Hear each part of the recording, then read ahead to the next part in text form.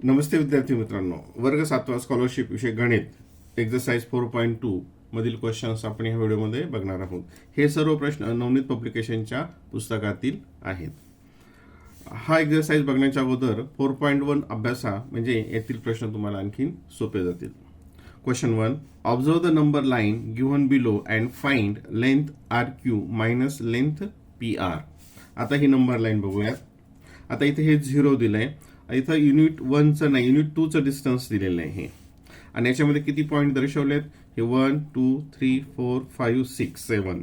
म्हणजे हा जो नंबर आहे, आता हे 7 इथे दाखवलंय. आता म्हणजेच हे नंबर काय दाखवेल? हा 2/7 दाखवेल, हा 4/7, नंतर हे 4 नंतर 6 8 10 12. कारण एक हे 14 आहे, इथं 7 पॉइंट्स दिलेत.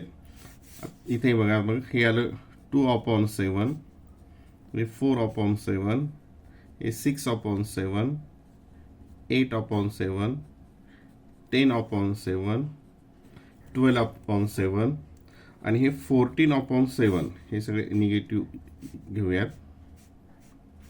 आणि निगेटिव्ह 14/7 म्हणजेच काय? निगेटिव्ह 2. आता म्हणजे हे जे एवढं डिस्टन्स आहे, हे कितीचं आहे? 2/7चं आहे. हे किती आहे? 2/7. हे 2/7, 2/7. आता RQ हे R आणि हे Q, हे 1 2 3 4, म्हणजे 4 2 8. कारण हे काय? 2/7 आहे. 2/7, 4/7, 6/7, 8/7. म्हणजे RQचं डिस्टन्स किती आहे? 8/7 मायनस PR हे 1 2 3 3 2 6, म्हणजे हे किती? 6/7 आणि याचं difference 8 minus 6 2/7. Option number 3. Question number 2. Which of the following statement is correct? याच्यातील कोणतं स्टेटमेंट करेक्ट आहे ते बघूयात.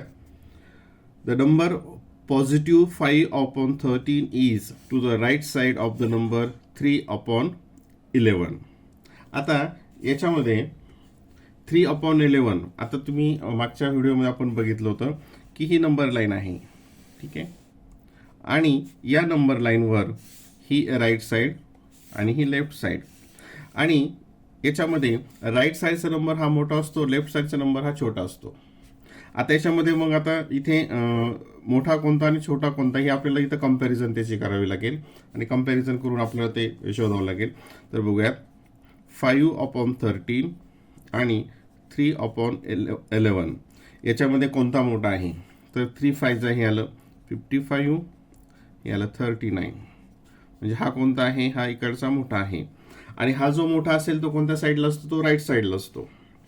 The number 5/13 is to right side of the number 3/11. म्हणजे हे जे स्टेटमेंट आहे हे करेक्ट आहे. आता खालचे बघूयात त्यात काय चुकीचं आहे. The number 7/13 is left of 0. आता हा इथं 0 असतो है ना, तर 7/13 हा पॉझिटिव्ह आहे. हा पॉझिटिव्ह काय असेल? 0च्या राईट साईडला असेल. इथं काय दाखवलं? लेफ्ट. म्हणजे हे स्टेटमेंट फॉल्स आहे.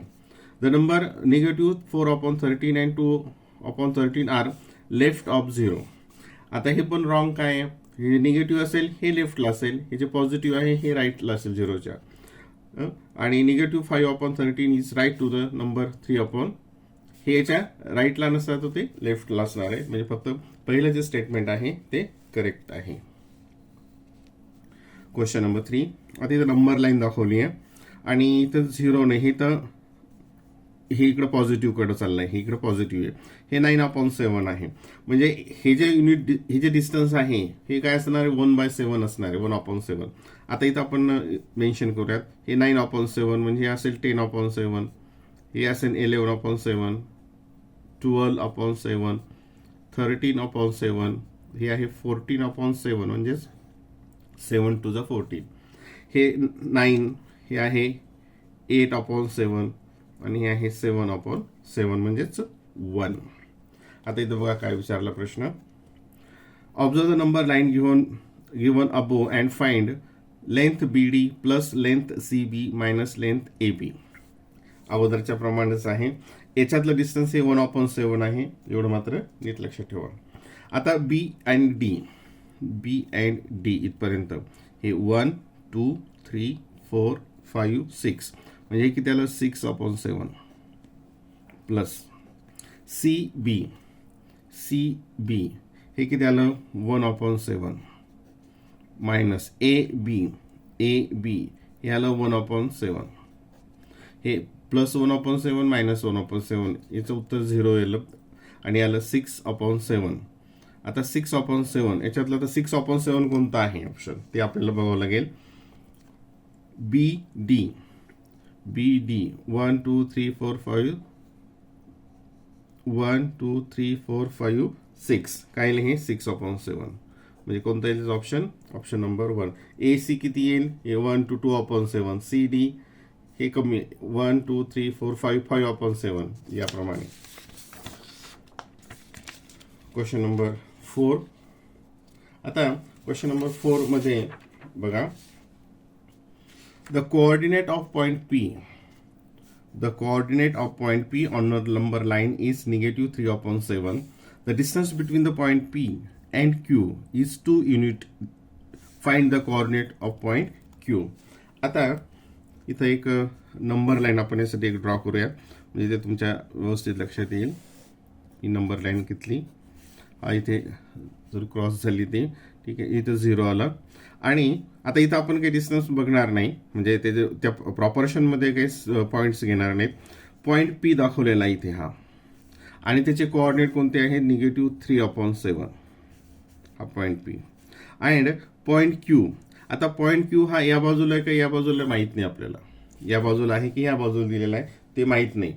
आणि ते फक्त पॉईंट पी आणि क्यू मधलं डिस्टन्स जे आहे ते आहे 2 युनिट्स. म्हणजे हा इकडे पण असू शकतो इकडे पण असू शकतो. आता मग बघूयात, आता इथं 3/7 आहे म्हणजे याचा डिस्टन्स 2 म्हणजेच काय असेल तो आता 14/7. किती त्याच्यामध्ये आपल्याला ऍड करावं लागतील 14/7.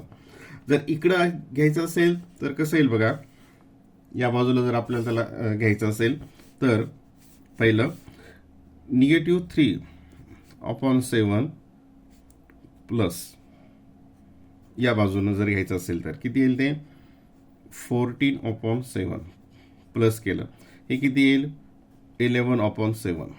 आता 11/7 याच्यामध्ये आहे का नाही, हे निगेटिव्ह आहे हे येणार नाही. मग इकडं जर असेल तर मग काय करावं लागेल आपल्याला बघा, -3/7 प्लस -14/7. आता हे 14/7 आपण काय घेतोय कारण 14/7 याचाच अर्थ काय होतो 2, ते 2 आपण इथं घेतोय इज इक्वल्स टू -14 आणि -3 14 15 16 17 -16/7. कोणतं दिलं या ठिकाणी हे -16/7. म्हणजे क्यूचे कोऑर्डिनेट 2 असतील, एक हा असेल आणि एक हा असेल तर आपल्याला इथं हा दिलेला आहे म्हणजे option number 1. Question number 5. The coordinate of point P on the number line is 4/7. The distance between the point P and Q is 9/7. What is the coordinate point Q? Same वरच्या सारखाच हा क्वेश्चन आहे. इथं number line एक draw करूयात.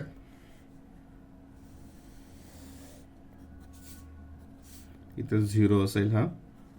आता P हा इथे घेऊयात, हा P 4/7 आहे आणि Q जो आहे तो कितीचा आहे, द डिस्टन्स दोघांमधलं हा P 9/7 आहे. परत याप्रमाणेच हा इथं या साईडला असेल हा पॉईंट Q किंवा तो या साईडला असेल, कोणत्याही बाजूला तो असू शकेल. तर पहिल्यांदा बघूयात, या साईडला असेल असं पण घेतलं तर काय येईल मग 4/7 प्लस 9/7 13/7 आहे का याच्यामध्ये नाही, 13/7 नाही. मग या साईडला घ्यायचं तर मग 4/7 मायनस 9/7. आता 4 - 5 म्हणजे हे कसं येईल इथे मी खाली घेतो 4 - 9/7 -5/7. Option number 4. ऑप्शन नंबर 4 असं दोन्ही प्रकारे आपल्याला ते चेक करावं लागेल. Question 8. Find the correct alternative for the following numbers Wien arrange in ascending order. आता हे असेंडिंग ऑर्डरने अरेंज करायचंय आणि ऑप्शनमध्ये फर्स्ट सेकंड थर्ड कोणता आहे, फर्स्टला कोणता, सेकंडला कोणता, थर्डला कोणता. आता असा प्रश्न आपण अगोदरच्या जो चॅप्टर होता त्याच्यामध्ये खूप अभ्यासलेले आहेत. आता पहिल्यांदा हे सगळे निगेटिव्ह आहेत. ठीक आहे. आता इथे जे डिनॉमिनेटर बघूया, 9, 12, 18, 3 and 12. म्हणजे आपल्याला जर यांचे डिनॉमिनेटर इक्वल करायची गरज आहे आणि ते कसं असेल, याचा एलसीएम हा असेल 36. काय असेल 36. मग 36 इथं एलसीएम येण्यासाठी म्हणजे याचं डिनॉमिनेटर 36 होण्यासाठी आता कशाने गुणवलं लागेल याला, पहिला 4, इथं 4ने, इथे ह्याला 2ने, याला 12ने आणि याला 3ने, याला 3ने. बघा आता इथे याला इथे घेऊया. आता 4 निगेटिव्ह, 4 4 जा 16 अपॉन 4 9 जा 36. हे आपण इक्विव्हॅलेंट फ्रॅक्शनमध्ये त्याचं कन्व्हर्जन करत आहोत. 2 × 7 14 अपॉन 36 हे निगेटिव्ह. नंतर 24 अपॉन 36 हे पण निगेटिव्ह. आणि 5 3 जा 15 अपॉन 36 हे झालं त्याचे इक्विव्हॅलेंट फ्रॅक्शनमध्ये. आता तुम्हाला असेंडिंग ऑर्डर यायची आहे.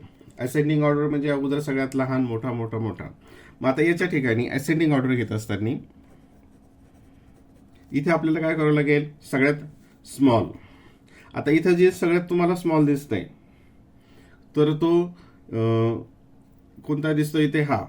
परंतु तो असेल का, इथे नाही. हा सगळ्यात स्मॉल आहे. हे जे आपण जर नंबरवरचे पाहिले, न्यूमरेटर जर बघितलं तर याच्यामध्ये हे निगेटिव्ह असल्यामुळे याच्यामध्ये हे 16, 14, 24 आणि 15 म्हणजे सगळ्यात स्मॉल याच्यामध्ये कोणता आहे, हा.